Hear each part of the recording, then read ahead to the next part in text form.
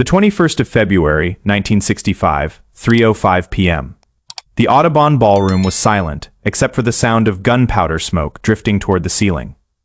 Malcolm X lay motionless on the stage. Blood pooled beneath his body, the five assassins smiled at each other. Norman Butler holstered his shotgun. Thomas Hagen pocketed his pistol. Mission accomplished. Malcolm X was dead. 400 people sat frozen in their seats, too shocked to move. Some were crying. Others were praying. A few were already planning to flee before the police arrived. Then Malcolm X opened his eyes. He placed his palms flat against the wooden stage, pushed himself up to his knees. Then to his feet. Blood dripped from his shirt, but he stood steady as a mountain. Malcolm adjusted his tie, straightened his jacket, looked directly at the five killers who just emptied their guns into him, and smiled. "Gentlemen," Malcolm said, his voice carrying to every corner of the silent ballroom. "Thank you for that demonstration now." He took one step forward. The assassins backed up instinctively. "It is my turn." What happened next would become the most legendary 20 minutes in civil rights history. But to understand how Malcolm X survived an assassination attempt and turned it into his greatest victory, you need to understand what really happened in the 3 weeks before that Sunday afternoon. This wasn't luck. This wasn't divine intervention. This was the most brilliant strategic mind of the 1960s executing a plan, so audacious, so perfectly calculated, that even his enemies would later admit they'd been outplayed by a master. Malcolm X hadn't just survived an assassination attempt, he'd orchestrated it. 3 weeks earlier, the 1st of February 1965, Malcolm received the phone call he'd been expecting for months. "You have until the 21st of February, the disguised voice said. "The Audubon Ballroom. Make peace with your God." Most men would have panicked, gone into hiding, called the police. But Malcolm X wasn't most men. He hung up the phone and immediately called Dr. Richard Anderson, a brilliant surgeon and longtime friend. "Richard, I need a favor. A big one." "Anything, Malcolm." "I need you to make me bulletproof." What Malcolm was proposing sounded impossible, but Dr. Anderson was a pioneer in experimental surgery, a man who'd performed operations that other doctors called miracles. "Malcolm, what are you talking about?" "I know this sounds crazy, but hear me out. What if we could surgically implant protective plates under my skin?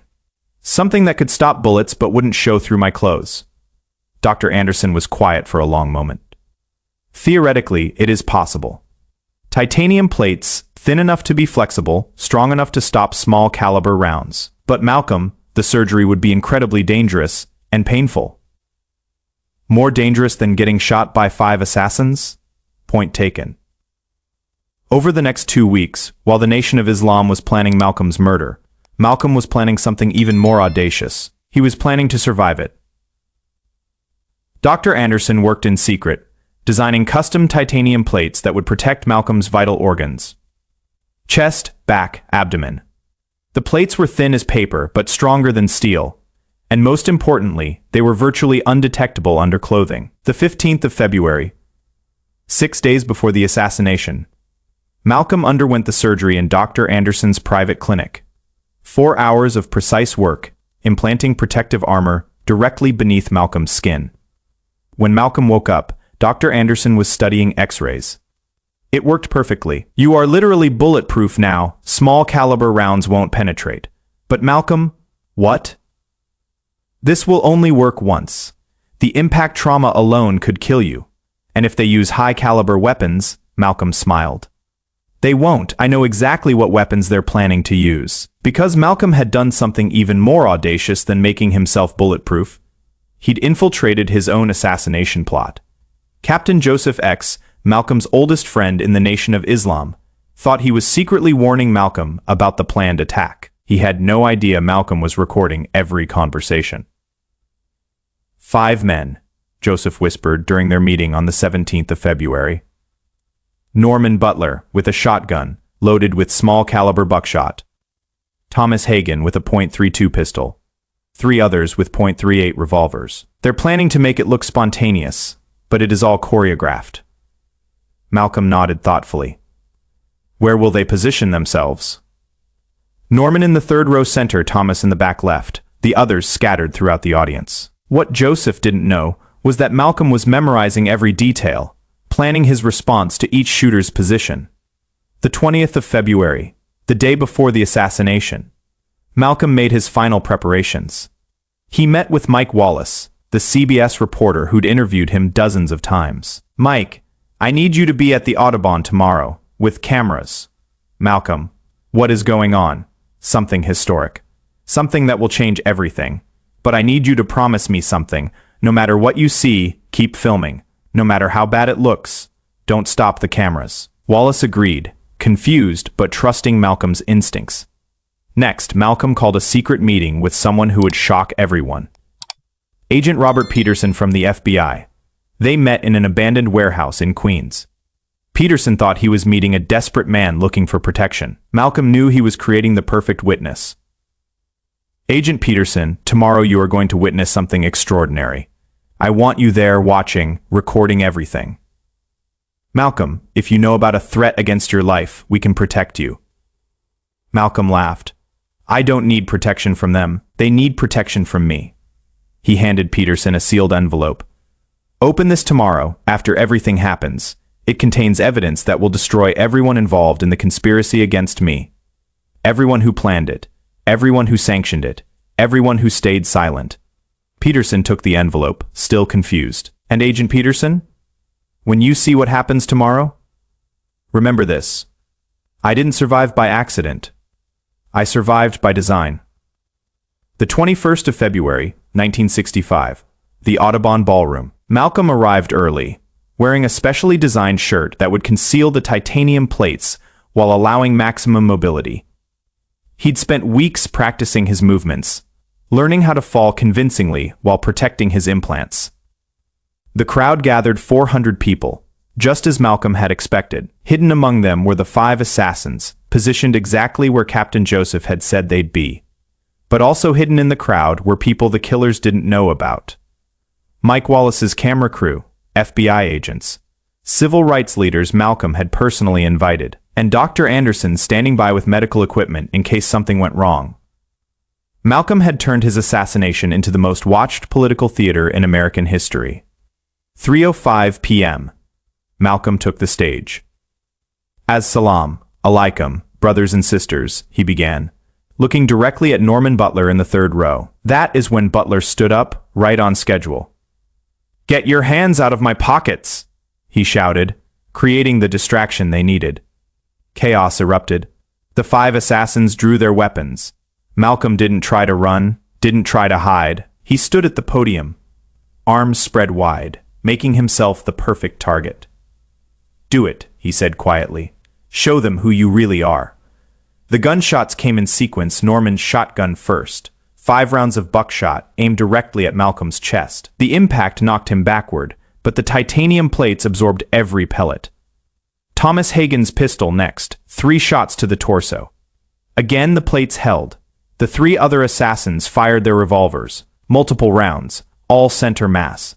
All stopped by Malcolm's hidden armor. Malcolm played his part perfectly. He fell backward, blood spreading across his shirt from superficial wounds, where a few pellets had grazed his arms and neck. He lay motionless for almost a full minute.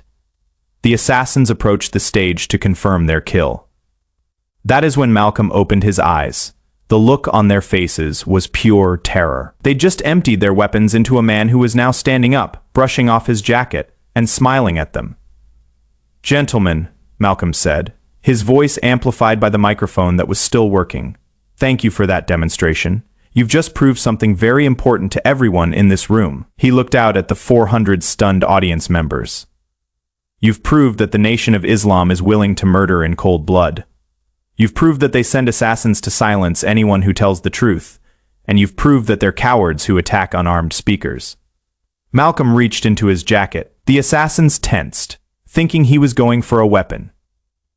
Instead, he pulled out a tape recorder. "But what you didn't prove is that you could kill Malcolm X, because Malcolm X came prepared." He pressed play.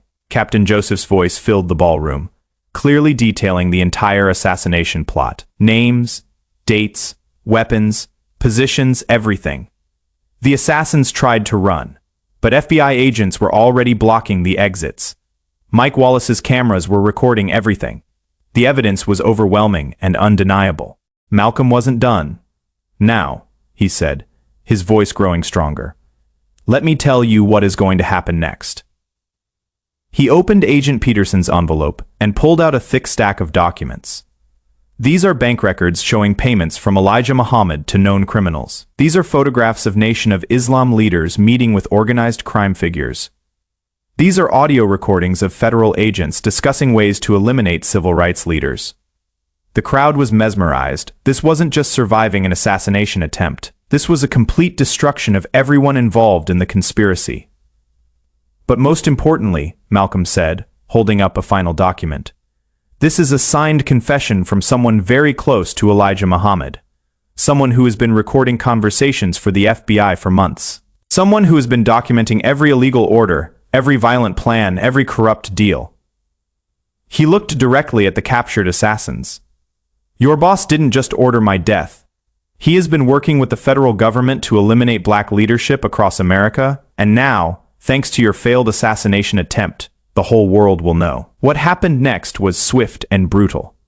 Within hours, every major news network was broadcasting the footage of Malcolm's survival. And his explosive revelations, the audio recordings, were played on radio stations nationwide. The documents were published in newspapers across the country. Norman Butler, Thomas Hagen, and the 3 other assassins were arrested on live television. All 5 confessed within 24 hours, providing even more evidence against their handlers. Elijah Muhammad tried to deny everything, but the evidence was overwhelming. The Nation of Islam lost 80% of its membership within weeks. Muhammad himself was indicted on multiple federal charges. The FBI agents involved in the conspiracy found themselves under congressional investigation. Several resigned in disgrace. Others faced criminal charges. And Malcolm X became the most powerful voice in American civil rights, not in spite of the assassination attempt, but because of it. The footage of Malcolm surviving the attack and exposing the conspiracy became one of the most watched political moments in television history. His speech that day was quoted worldwide. His courage under fire inspired a generation of activists. Dr. Anderson's titanium plate technology was eventually adopted by law enforcement and military personnel worldwide. Malcolm X had literally pioneered bulletproof body armor. But perhaps most importantly, Malcolm had proven something that changed the civil rights movement forever. He'd proven that with intelligence, preparation, and courage, even the most dangerous threats could be turned into victories. The men who tried to kill him spent the rest of their lives in prison. The organization that ordered his death collapsed. The government agents who enabled the conspiracy were exposed and disgraced. Malcolm X walked away without a scratch, with more influence than ever, and with the evidence needed to protect every civil rights leader in America. 3 weeks of planning, 4 hours of surgery, 20 minutes of the most dangerous political theater in history. And when the smoke cleared, Malcolm X was still standing, still speaking, still fighting, still winning. My turn, he'd said after taking bullets that should have killed him. And for the rest of his life, it was his turn. His turn to speak truth, his turn to lead, his turn to change the world. The assassins thought they'd silenced Malcolm X. Instead, they'd made him bulletproof. Literally and figuratively, that is the power of a man who is not just brave enough to face his enemies, but smart enough to turn their weapons into his tools. Malcolm X, the man who made assassination attempts into victory speeches.